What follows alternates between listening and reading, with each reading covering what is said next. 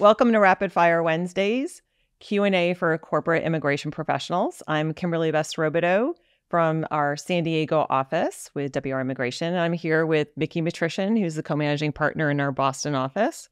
And we are here in National Harbor, just outside of DC, at the WERC Global Workforce Symposium. So good to see you in person again, Mickey. Good to see you in person. I love the view. I know, it's really nice, right? A little better than recording studio in Boston. Yeah, absolutely. Yeah, we upgraded for this one. So yesterday, our firm did a roundtable on thought leadership, and it was a breakfast, and we had a bunch of wonderful corporate professionals that were with us. And the discussion was led by Sharina and Dan, and they talked about some of the excerpts and key points of a recent benchmarking survey. And it was talking about data and insights for 2025.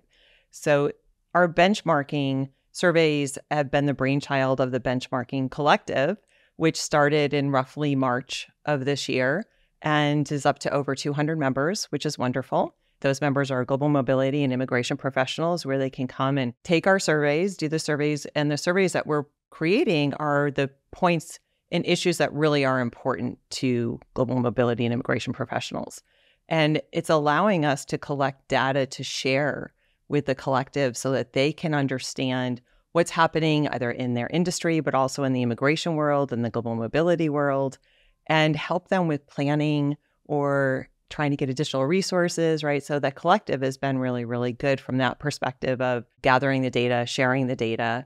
And then we're also doing roundtables. So can you tell us about those roundtables? Yeah, so we've had several in-person roundtables and several virtual roundtables around certain topics, and it's been fantastic. I mean, I think that we're all kind of in it for the same reasons, right? Helping companies to acquire and retain talent.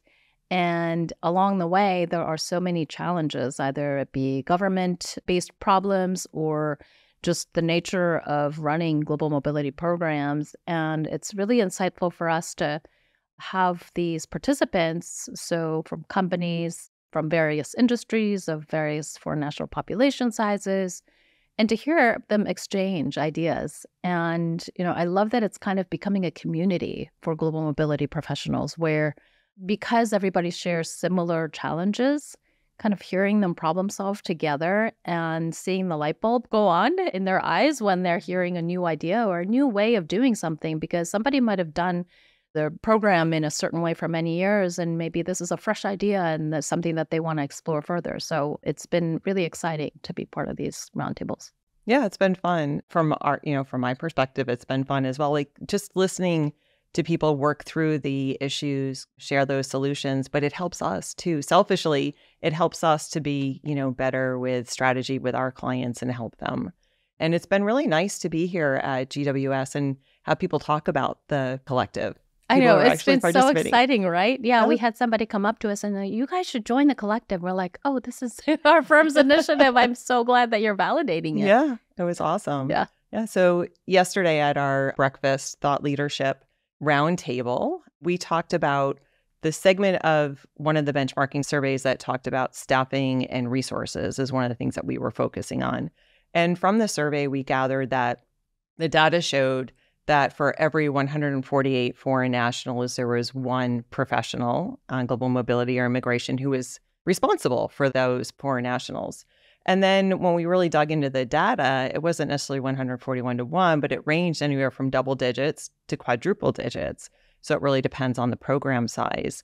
I mean, what are your thoughts about that? Yeah, I thought that was so fascinating that some people had double digits. And then, like you said, some people had quadruple digits. And what was fascinating, I think, was also the fact that there wasn't necessarily like a direct correlation between the number of foreign nationals that they're taking care of to how they're feeling about resources on their team. So it didn't necessarily mean that the companies who had 1,000 foreign nationals per global mobility professionals were the ones that were feeling under-resourced.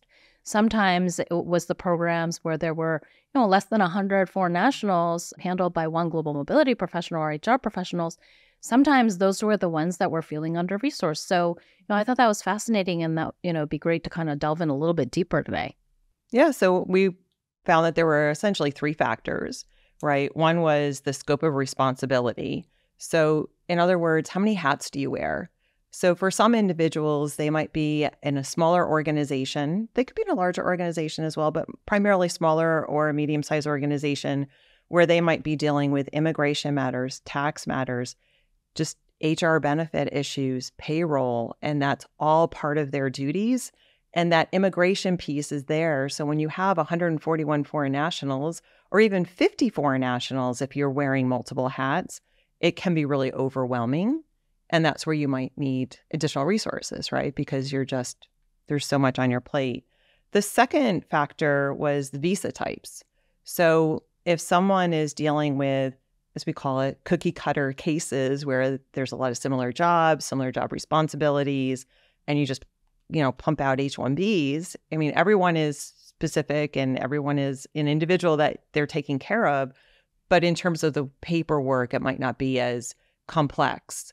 It might be you going through that process. You don't necessarily need as much time or as many people in the resources section. And just to add to that, not only is it just about the visa type, but the type of H-1B, for example, right? Doing an H-1B, 1,000 H-1Bs for software engineers would be totally different in terms of the intensity of time needed versus, 500 H-1Bs for IT consultants with third-party issues. I mean, those are third-party worksite issues. Those are completely different in terms of the time investment, probably. Exactly. Yeah. So you have to break it down what type of H-1B. And then, also if someone is working primarily with perm labor cert applications, that's incredibly time consuming, even if the vendor, such as WR, is doing a lot of the work on the back end.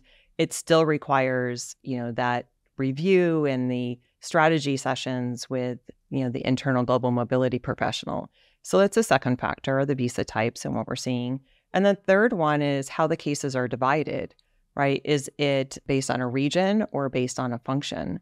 So if you're looking at a region, it can be incredibly wide with respect to the support that this, global mobility professional has to provide for the foreign national population.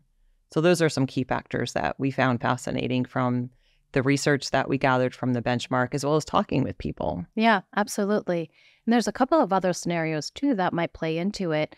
Part of it could be, how is the business structured? Is it a centralized model where global mobility or HR has a lot of discretion to implement the immigration program and based on a policy, administering it without having to get discretionary input from managers or business unit heads, right?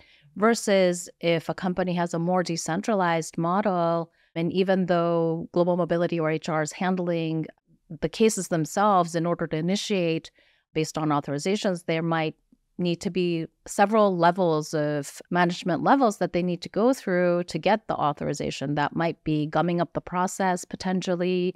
And some companies handle it really well in the decentralized model, but that can add, more work to global mobility professionals such that maybe that's partially a contributing reason to them feeling overstretched or overwhelmed.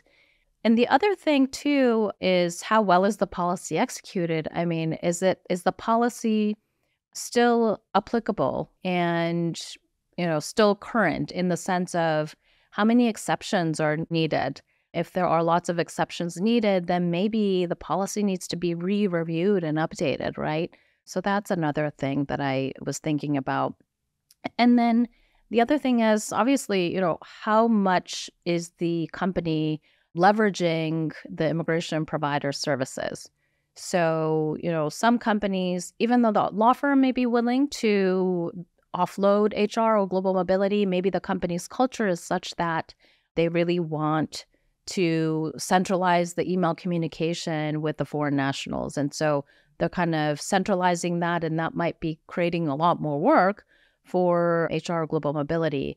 Whereas if the model is such that the immigration provider is really integrated with the foreign nationals and integrated with the immigration programs and are understanding the policies and the communication styles, then the immigration provider can really run those communications and, of course, keeping the global mobility copied and in the loop, but it doesn't necessarily have to go through those channels every time, therefore freeing up the global mobility team. Yeah. And so one of the things that, we had kind of been talking about a little bit, it's the end of the year. We have an election coming up, but regardless, it's the end of the year. And similar to what tax professionals do with their clients and look at tax planning for the next year, this is a good time to look back. What went well with the program? What wasn't going well? How can our immigration provider help us do more of the lift? And what resources can be very helpful, as well as joining the Benchmark Collective and getting that information from peers to understand, like, how can we do things a little bit differently, more efficiently, or how can I help someone else within the industry? So it's been a good conversation topic here at GWS. And I think that's a wrap for Rapid Fire Wednesday. So we're looking forward to talking with you again as we explore another topic. And if you don't already do so, please follow WR Immigration on LinkedIn, as well as Mickey and me on our individual profiles. And then we always boil this down to a newsletter that we send out once a week. So until then, have a good one. Thanks, Kim. Good to see you.